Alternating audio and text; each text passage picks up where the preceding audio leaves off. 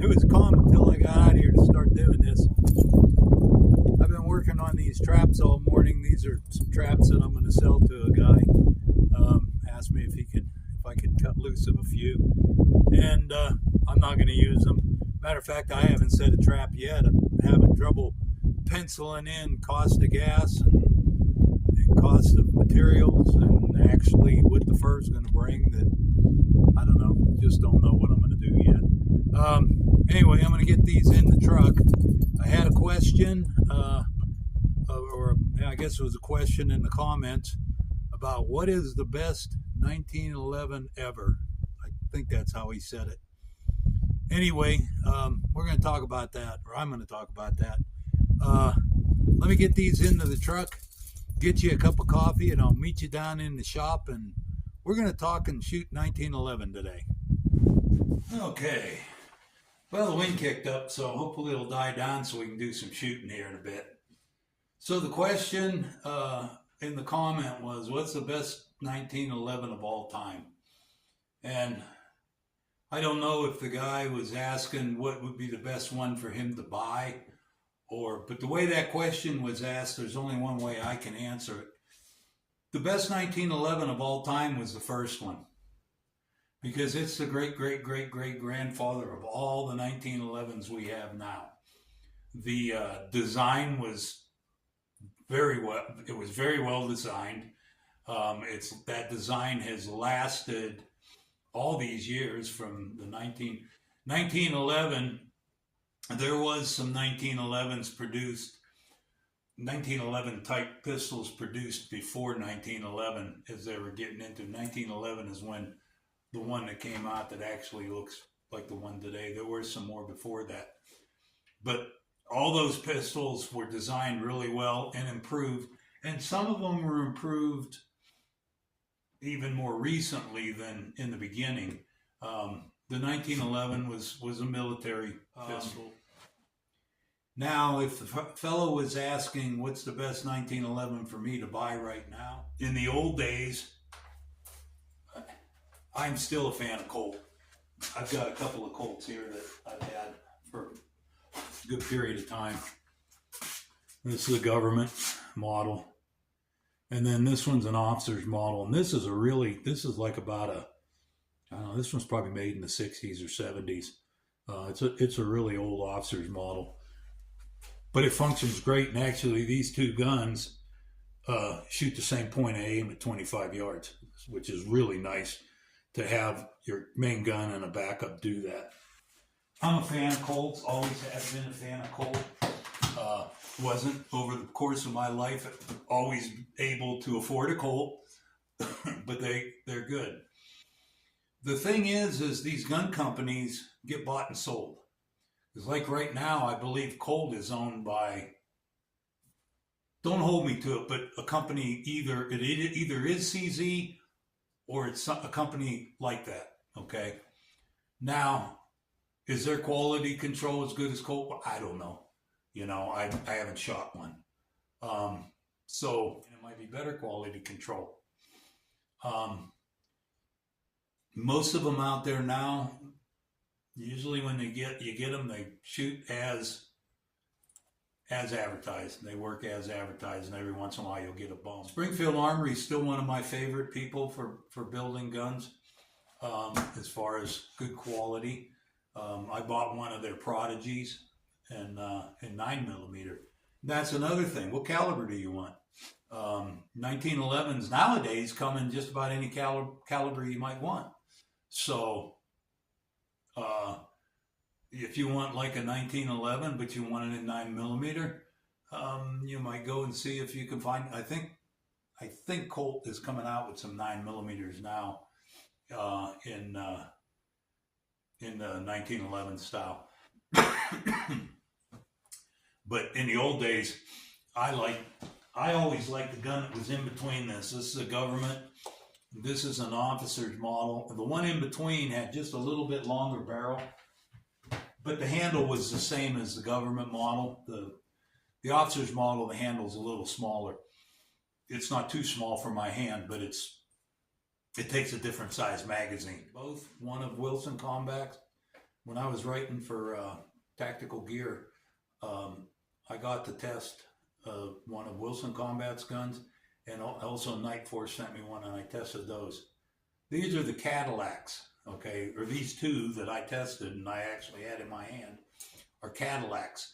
And there's other companies out there that are the Cadillac of the industry. You're going to pay for them, but they are the finest 1911 you're going to be able to buy. And there's, I don't mean to just separate out Night Force and Wilson Combat, but there's a lot of companies out there that are trying to think a couple of them now. But there are that make custom 1911s, and they're, like I say, they're good guns. If you want to stay in the realm of my paycheck, it's tough to stay in the realm of Springfield Armory anymore to get a 1911. And I have no idea. I haven't priced Colts in a long time, so I don't know. Anyway, I'm going to shoot the 1911 a little bit here, and the one thing about a 1911 is you got a 1911 and a standard standard gun, single stack magazine, and now with the 8-round magazines, you got 9 continuous shots, almost instantaneous reload, and what Colonel Cooper used to say about the 45, and it's a well-trained rhinoceros. So let's go out and shoot one and go from there. I hope I kind of gave the guys that asked the question a little bit of idea of what my thoughts are. So grab another cup, let's go outside. So as much as I like shooting steel, every once in a while I like to put up a paper target. And I'm shooting 5, 6 yards, 7 yards. I'm shooting the Smith & Wesson Prodigy. It's a 1911. The reason why I bought this gun is it's a 9mm. So when I'm doing a class and I'm shooting a lot of rounds, you know, demonstrating for a class, it's a little easier on my hands. It's kind of a bitch. You get old, you know, you get arthritis and stuff. But anyway, it's a fun gun to shoot, and it's a 1911. Most 1911s, this one has, one of the things, this one has ambidextrous safety, and of course they all have the grip safety, and this one also has a safety in that the trigger has to be pulled for the hammer to go past the half cock. So anyway, it's kind of fun to shoot. So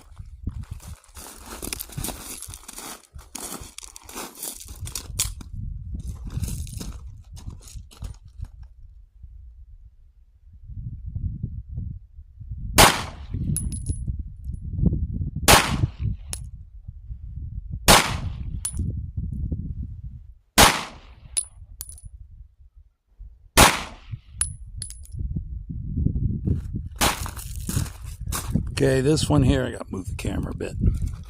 This is the Springfield Armory. Let's have some fun with it.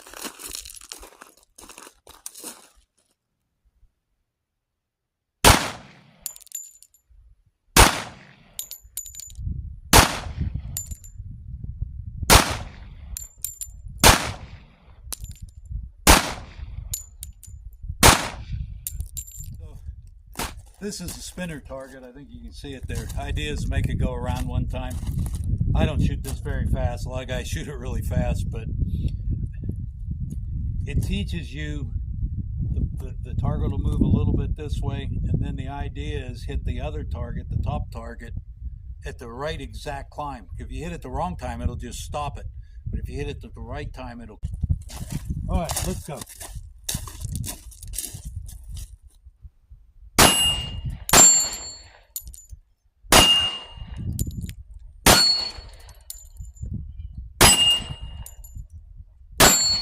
There we go.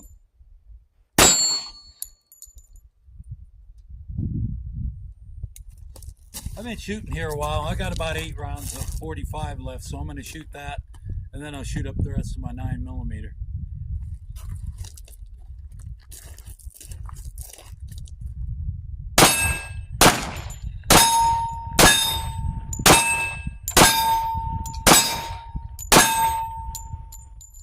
Always like to give a little shot at the plate rack. That's always fun.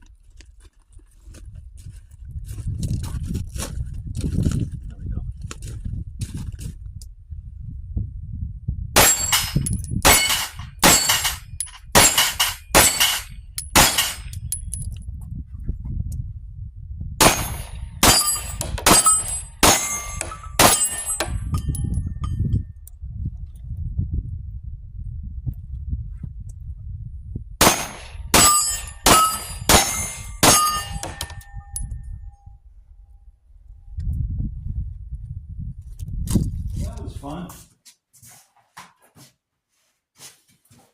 They shot about 100 rounds, 50 of each.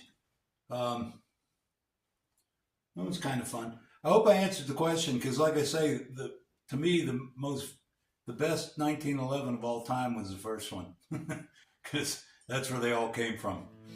Anyway, that's all I got for you today. You guys have a great day. Thanks for stopping in for a cup, and I'll see you next time. I got another guy he was asking about this shotgun and some black powder shotgun cartridge stuff, so we'll try to squeeze that in sometime in the future here. Anyway, have a great day. Bye-bye.